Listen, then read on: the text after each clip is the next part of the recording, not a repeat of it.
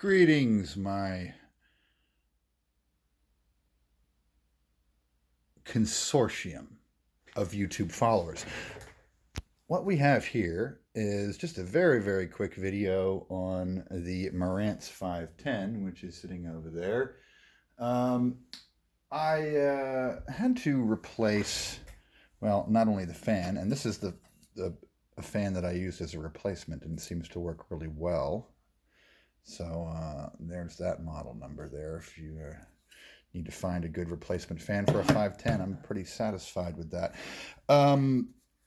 But it came with this cardboard gasket for sealing the fan. Well, it's actually the other side of the fan. For sealing the fan up against the heatsink tunnel. And as you can see, they just used cardboard and foam, and the foam is completely rotten. So I had to come up with a replacement for this, and I've now taken 3 attempts at it. The first time I tried to recreate it with cardboard and adhesive felt, and that didn't work out too well. It wound up being too flimsy. The cardboard wanted to bend, and it wanted to scrape against the blades.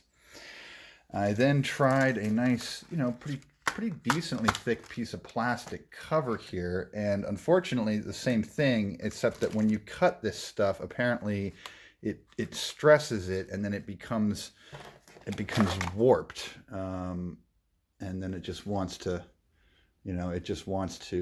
hit the fan.